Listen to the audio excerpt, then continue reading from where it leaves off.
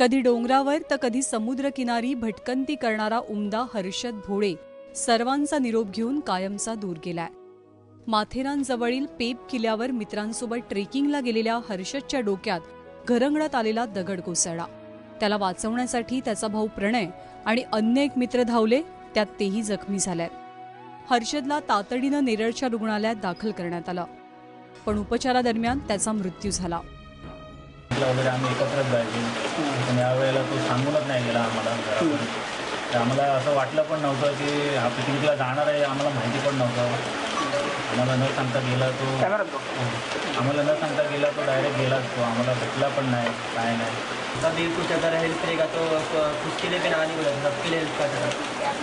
मतलब उसका एक अच्छा बिहेवियर था कि सबके साथ मिक्स होता था, सब उसको चाहिए था, मतलब कोई उसको ना नहीं बोलेगा, मतलब सबके साथ जल्दी घुल मिल जाएगा। 17 वर्षीय हर्षद डोंबिवलीमध्ये राहणारा, वझे केळकर महाविद्यालयात 12वी शिकत होता। चांगला गिटार वादक आणि गायक अशी देखील हर्षदची ओळख, पण सुरांशी मैत्री जुळण्याआधीच हर्षदला मृत्यूने गाठलाय। अतिशय दुर्दैवी अशी वेळ भोळे कुटुंबांवर आलेली आहे।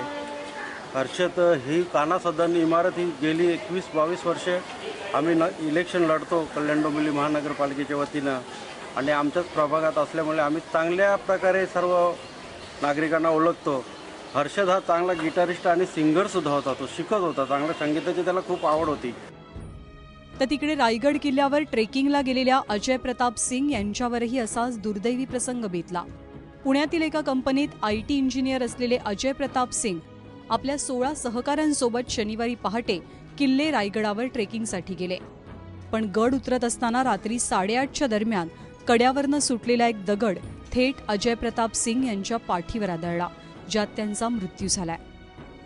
ट्रेकर्सचे ॲक्सिडेंट्स कमी होतात, परंतु आता गेल्या 8-10 वर्षामध्ये हौशे, नवशे आणि गौशे असे बरेच जण जायला लागले। त्यामुळे माझं सर्व पालकांना नम्र विनंती राहील की आपली मुलं ही कोणाबरोबर जातात, कुठल्या गडकिल्ल्यांवर जातात, त्यातली जॉग्राफी सुद्धा आपल्याला माहिती हवी।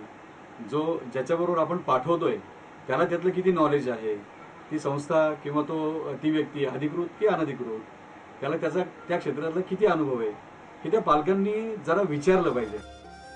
पावसाळ्यात ट्रेकिंगसाठी गड किल्ले सगळ्यांनाच खुणावतात।